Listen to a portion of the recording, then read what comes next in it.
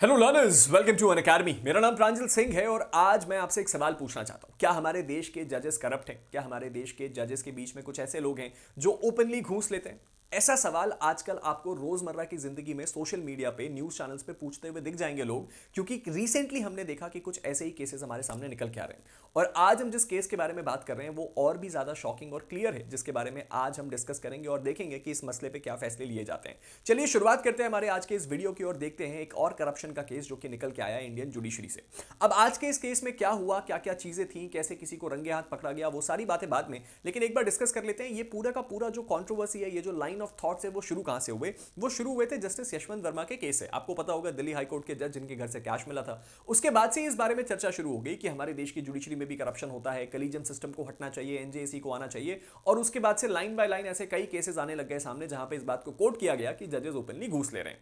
अब इस मसले पे आज का जो हमारा केस है वो एक हेडलाइन है जो कि आपने देखी होगी, हो सकता है कई न्यूज़पेपर्स में, जहां पे देखा गया कि मुंबई के एक जज साहब हैं, मुंबई के एक जज साहब हैं और उनके कोर्ट के क्लर्क हैं, उनको एसीबी ने रंगे हाथ पकड़ा है 15 लाख रुपए की घूस लेते हुए। चलिए समझते हैं इस पूरे मामले को, ताकि आपके दिमाग में पूरा कॉन्टेक्स्ट क्लियर हो और आप खुद इस बात का अंडरस्टैंडिंग कर पाए कि यहां पे हुआ क्या था। अब ये मामला है कंप्लेनेंट का, यानी कि एक शिकायतकर्ता है जिनकी वाइफ ने एक पिटीशन फाइल करी थी बॉम्बे हाई कोर्ट में साल 2015 में। और उन्होंने इस बात को एलिज किया था कि भाई उनकी जमीन पर जबरदस्ती कब्जा हो रहा है, यानी कि पूरा जमीन का मैटर था। अब अप्रैल 2016 में हाई कोर्ट जो है वो एक इंटरिम जो आपका रिस्ट्रेनिंग ऑर्डर है वो पास करती है और ये बोलती है कि कोई भी थर्ड पार्टी उस प्रॉपर्टी पे अपना राइट क्लेम नहीं कर सकता।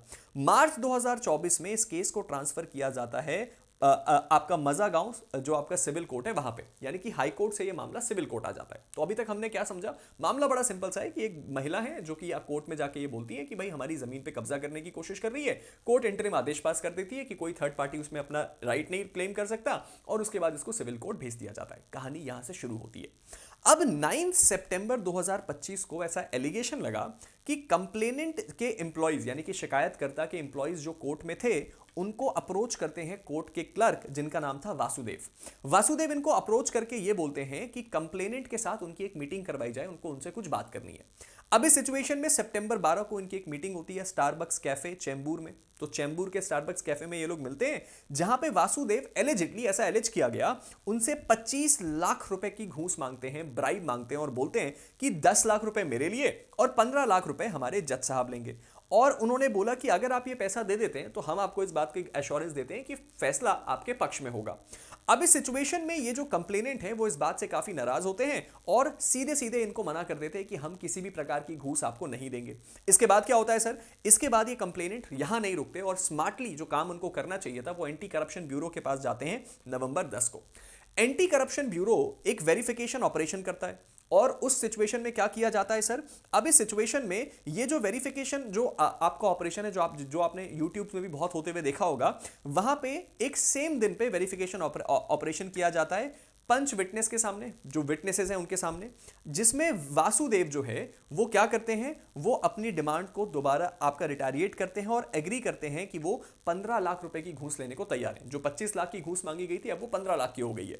नवंबर 11 को एंटी करप्शन ब्यूरो अपना ट्रैप सेट करती है। ट्रैप सेट करने के बाद वासुदेव को रेड हैंडेड पकड़ा जाता है 15 लाख रुपए कंप्लेनेंट से लेते हुए।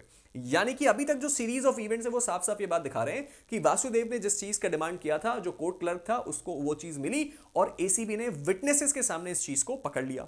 अब इसके बाद कुछ लीगल प्रोविजंस इन्वोक किए जाते हैं इस मामले में। सबसे पहले तो section 7 prevention of corruption act, जो कि कहता है कि कोई भी पब्लिक सर्वेंट कभी भी डिमांड या एक्सेप्ट करता है कोई भी ग्रेटिफिकेशन, तो उस सिचुएशन में उसको इस सेक्शन में सजा दी जाएगी। सेक्शन 7 है जो कि ऐसे पब्लिक सर्वेंट्स को सजा देता है जो कि क्या करते हैं, इलीगल जो है बेसिकली क्या करते हैं, अपनी पब्लिक पावर का इन्फ्लुएंस का इस्तेमाल करके ऐसी चीजों को रिकवर करने की कोशिश करते हैं। अब करंट स्टेटस क्या है, आपने बोला कि सर आपने तो जज की बात करी थी, यहां तो कोर्ट क्लर्क हुआ। अब ध्यान से सुनिए, यहां पे एक जज साहब हैं जिनका नाम है इजाउद्दीन काजी। जज साहब और उनके क्लर्क वासुदेव, इन दोनों को एलिजिडली बुक कर दिया गया है सेक्शन नंबर 7 और 7A prevention of corruption act के तहत। अब यहां पे सोर्सेज भी इस बात को कंफर्म कर रहे हैं, कई एजेंसीज के, जो ये कह रहे हैं कि जस्टिस काजी अपनी कोर्ट को होल्ड नहीं कर रहे हैं और उनके खिलाफ एफआईआर भी कर दी गई है।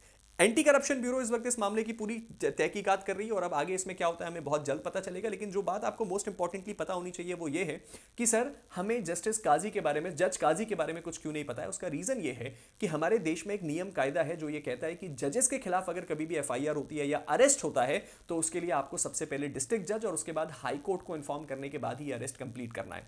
तो शायद इन्हीं प्रोसेसेस के कारण अभी ये बातें सामने नहीं आई हैं। लेकिन हाँ, prima facie chain of events को देख के कुछ ऐसी चीजें समझ में आती हैं जिसको देख के लगता है कि शायद यहां पे एक एक्सप्रेस जो है आपका ब्राइबरी का केस है और अगर ऐसा है तो शायद बहुत स्ट्रिक्ट एक्शन इस मामले में लिया जाएगा। तो ये मामला है हमारे देश में मुंबई का, जहां पे हमने देखा कि एक जज साहब के ऊपर यह आरोप लगा और बहुत ही एक्सप्रेसली प्रूव भी हुआ एंटी करप्शन ब्यूरो के सामने कि उनके कोर्ट क्लर्क ने 15 लाख रुपए की घूस ली। अब ये कोर्ट क्लर्क के साथ इनका कनेक्शन कैसे एस्टैब्लिश होता है, क्या चीजें सामने निकल के आती हैं, वो हमें और आपको देखना होगा कुछ समय के लिए। लेकिन तब तक के लिए आप अपना ओपिनियन जरूर दीजिएगा कि आपके हिसाब से हमारे इंडियन जुडिशरी में क्या सचमुच करप्शन जैसी चीज एग्जिस्ट करती है और अगर करती है तो उसको दूर करने के लिए प्रोग्रेसिव स्टेप्स क्या हो सकते हैं। फिलहाल हम इस वीडियो को एंड करते हैं, लेकिन वीडियो को एंड करने से पहले अगर अभी तक आपने मेरे टेलीग्राम चैनल प्रांजल सिंह अकेडमी को फॉलो नहीं किया तो उसको फॉलो कर लीजिए। मुझसे जुड़ी हुई सारी अपडेट, सारी इन्फॉर्मेशन, सब कुछ आपको मेरे इसी टेलीग्राम चैनल पर मिलेगा, तो इसको मिस बिल्कुल मत कीजिएगा। इसके साथ ही साथ अगर आप एक जुडिशरी के लर्नर या एक लॉ एस्पिरेंट हैं तो आप मात्र 18,999 में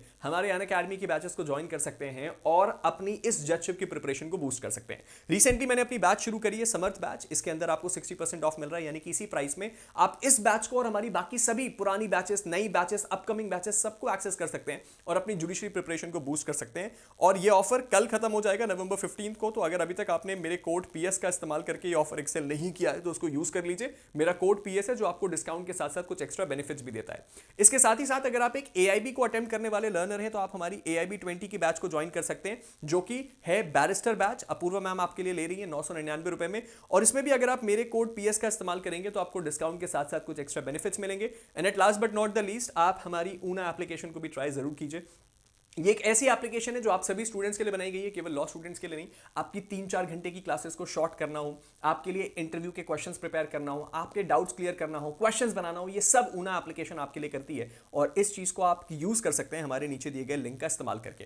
तो इसको भी डाउनलोड करके एक बार इस्तेमाल जरूर कीजिएगा, ये शायद आपकी प्रिपरेशन को 4 चांद लगा दे। मिलते हैं आप सभी के साथ एक नई वीडियो में, तब तक के लिए guys stay motivated and keep learning. Thank you.